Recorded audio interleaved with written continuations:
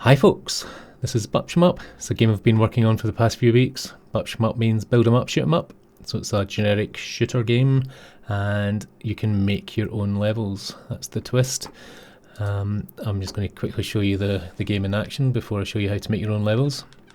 Get ship down the bottom, move left, right, up, down, fire your laser. If you're lucky, you'll get some power-ups at some point. They may be hidden away inside these asteroids. That one there makes your ship move a little bit faster. Didn't get any in there, and so on. Right, I will come out of there and I will show you how you do your own levels. So I'm going to go into edit mode, and there's a whole bunch of parameters for each of your waves. So you create your waves, then you put them into your level, and then you can do various other things I'll get to. So you've got different enemy types. The first one is a path. So a path type is most of the aliens that you were just watching there. They just follow a specific path. That path is determined from this parameter down here. There's a description of the direction that the path takes. The number of enemies is the number of enemies in that path. So I'll quickly hit preview so you can see what the default path is, the default wave, and that's it. It's pretty simple.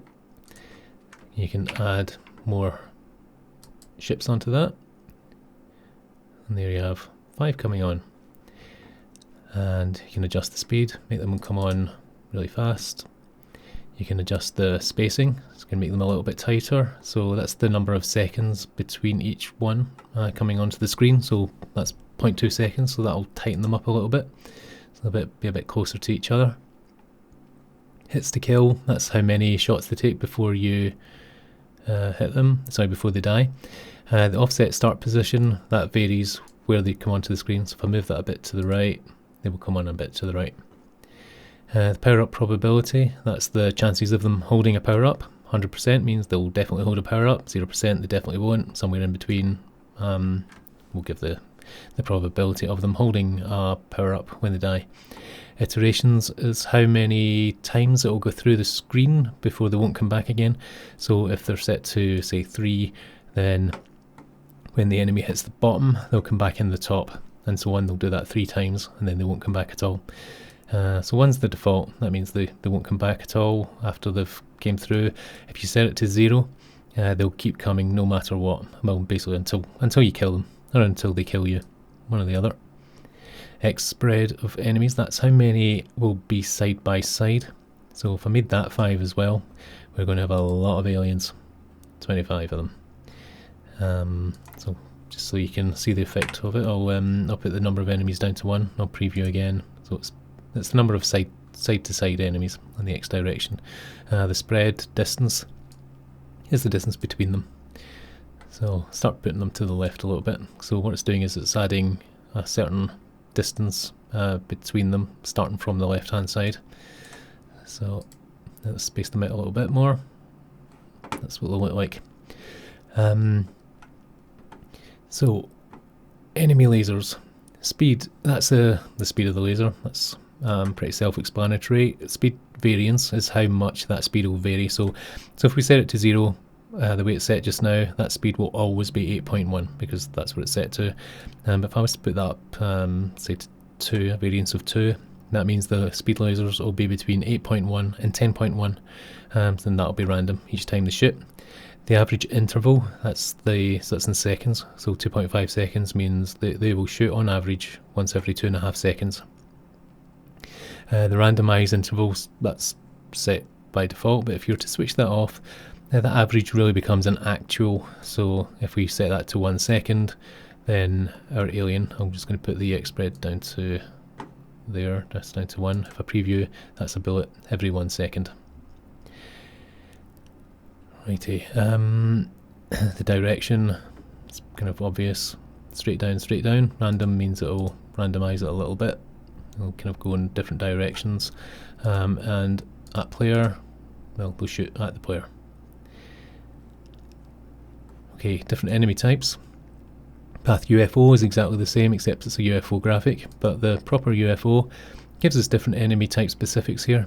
Things to fill in. We've got a stop time. Well, I'll show you. Better show you one first. If I preview that. It moves onto the screen, fires for a bit, and then comes off the screen. So the stop time is how long it will wait in that stop position, and the stop x dot y is the actual coordinate of where it stops. So 0, 0 is where it stopped there. If you put a negative number in the x direction, it will be to the left. A positive number will be to the right. A positive number in the y means it will be up a bit. A negative number means it will be down a bit. To preview that, you'll see the position's changed. So you can just muck around with that. You hit the preview button each time until you're happy with where it is. And then once you're done, you can add your wave to the right hand side. What you do is you go down to the box at the bottom, give it a name, UFO1, I'll call it, and I'll click create wave. It reminds us what we've just done, and it adds it onto the right hand side, onto this list of waves.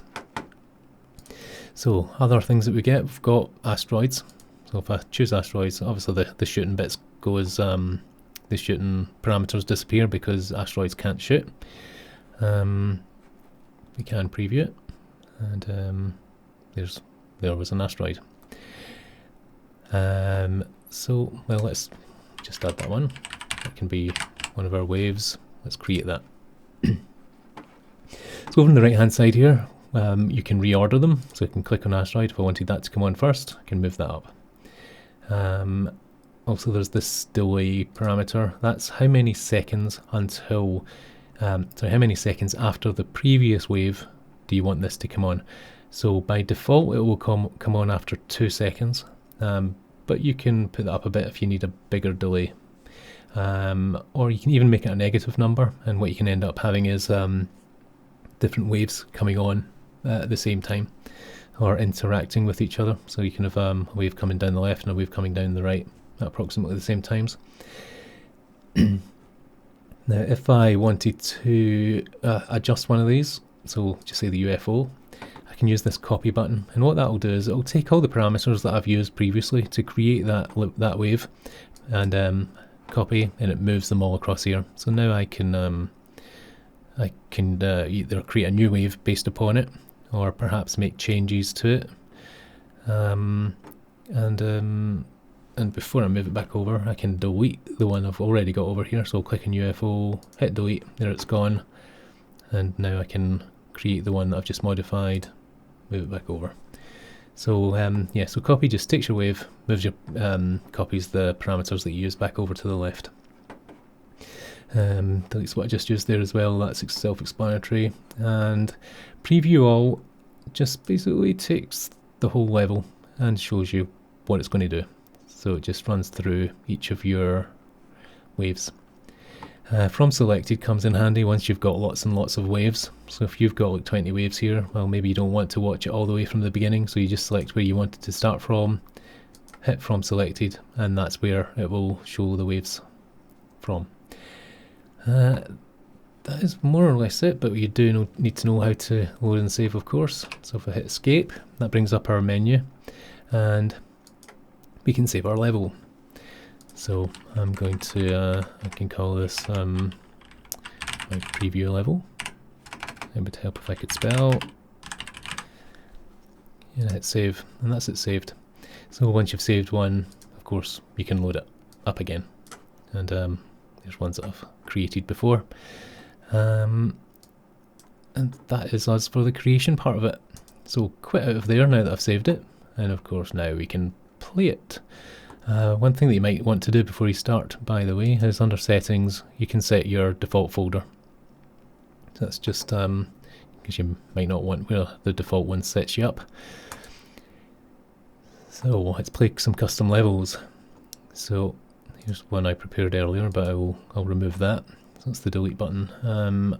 Choose your levels, brings up our box, and I can find the level that I just created, which I called preview level. But I can select multiple ones, so maybe I will select the one that I created earlier on today. So they're now on my list. I want the preview level first. I can move that up pretty much the same way as the editing of the waves within the single level. If you hit clear, that'll just clear the list, so you can start from scratch. Now when you choose levels, it doesn't clear the list there, so it means you know, if I wanted to add one of these, it will just keep on adding them on. And I'll just get rid of that. And when you're ready to play, hit play, and voila, your level is ready, and then you can play it properly.